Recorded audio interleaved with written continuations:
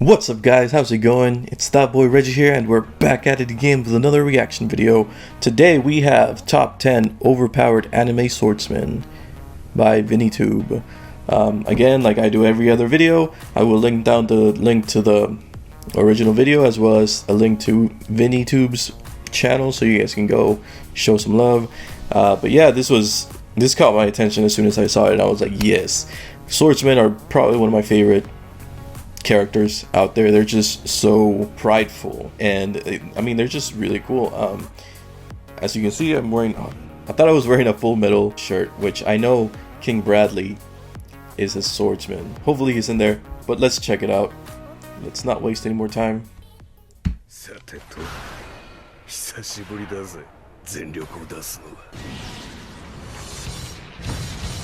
Oh, the music. Characters come in all forms yeah, and shapes King in Bradley. the world of anime, but among them are select individuals that either have unmatched mastery of the sword, powers bordering on ridiculous, or a combination of both. So for today's videos, we'll be looking at some of the most overpowered anime swordsmen. Keep in mind these characters aren't ranked in terms of their strength, but just how overpowered they are in their own universe. I haven't seen Black Bull. I have heard a lot of good things about it, though. We start off this list with Black Bull squad captain Yami. The Black Bulls have long been a notorious team of troublemakers known for destructive tendencies. It's fitting that their leader's the intimidating Yami. The first showcase of Yami's abilities came in the battle against Lich. Even in his succeeding fights in the manga, Yami doesn't have a shabby fight record at all. His dimension-cutting spell bypasses durability as it slices through space itself. As he keeps on surpassing his limits, Yami can even be considered someone who's quickly approaching the Magic Emperor level for some.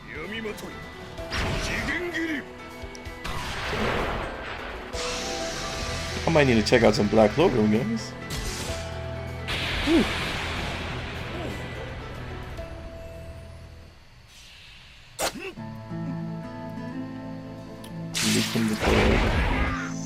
Again, I haven't seen this. Is Goemon.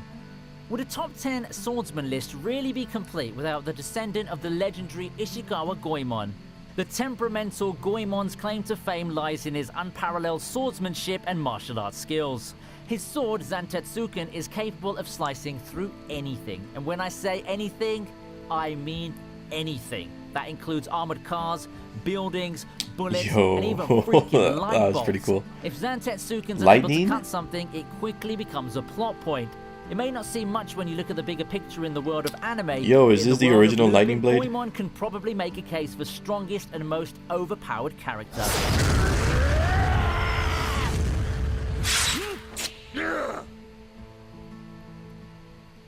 That looked pretty cool. Guts, yeah. I knew he'd be here, especially with that massive sword. Next on the list is the Black Swordsman. No, not that one. The original one. Guts from Berserk.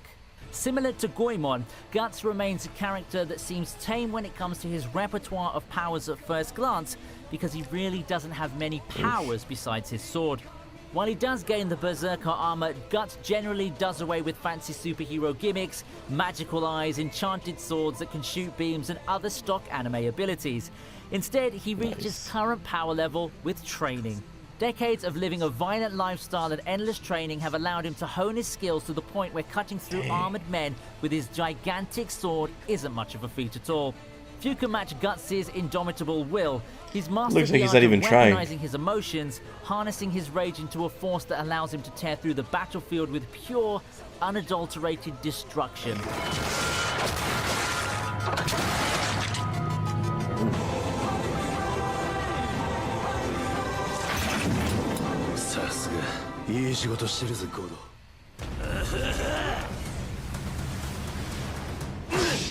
S-Class hero Atomic Samurai from One Punch Man easily slices his way to the 7th spot on the list. One Punch Man has no shortage in the overpowered characters department, and Atomic Samurai is an easy inclusion to this list of overpowered swordsmen. Just as Saitama only needs one punch to defeat his foes, Kamikaze only needs one slash to shred down hordes of enemies. His signature atomic slash lets him perform hundreds of slashes within just a second. I remember this guy. It's a versatile technique, one that can be used while charging and being stationary. Enemies won't even have the time to react and realize why he's an S-class hero before getting struck down into minuscule pieces. Okay. Afro Samurai. I know my friend would always tell me that I need to check this out, but I haven't gotten to it.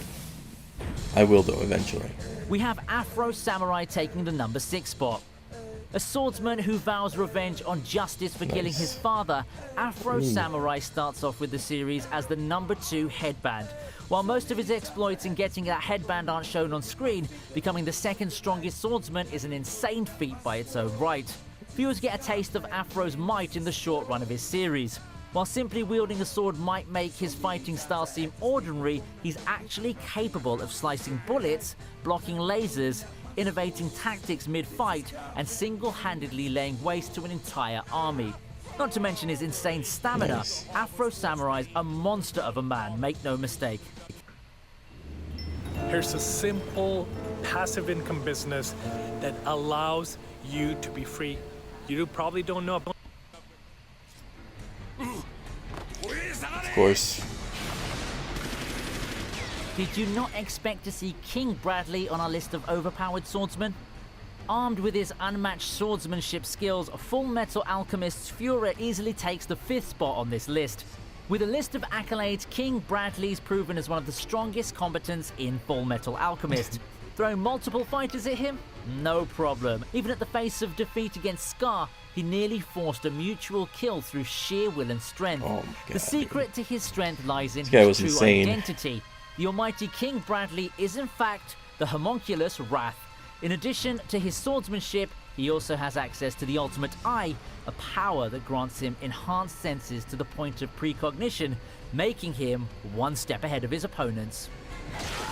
I think he has to be one of my favorite characters from Full Metal. I mean, he was just so freaking epic and so strong. And in the other video, I talked about how I really loved how the tank was just running away from him. That was really funny, but it just showed how amazing he was, how overpowered he is. Like, this dude is just insane. I mean, even I forgot his name, but the guy who let greed into his body, even them two together couldn't take him down. I mean, this dude is just insane.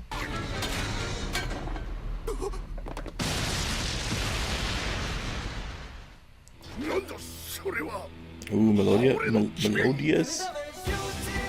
Meliodas.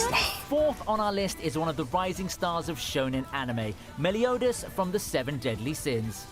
For people who don't watch the 7 Deadly Sins, it can come as a shock to see the unassuming Meliodas take number 4 on the list.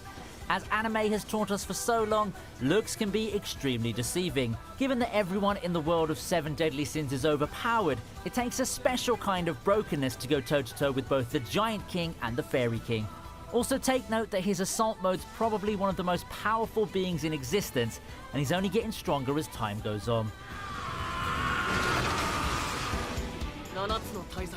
Yo, yeah, like I started watching 7 of these Sins probably like a year ago, and I fell in love with it. It was just awesome.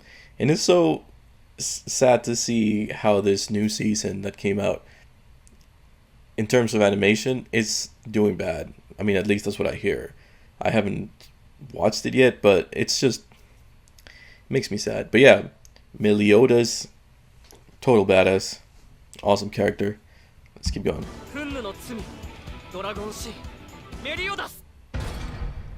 it's all about Escanor, if we're being honest.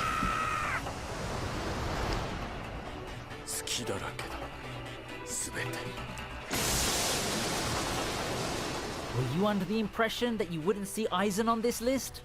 Aizen finds his way to the 3rd spot on the list of overpowered swordsmen, largely due to his weapon.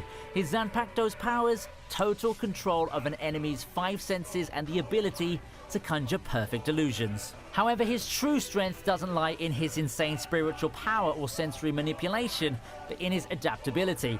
This is evident in Bleach's Fate Karakura Town arc. Nothing that Soul Society threw at him works for most of the arc.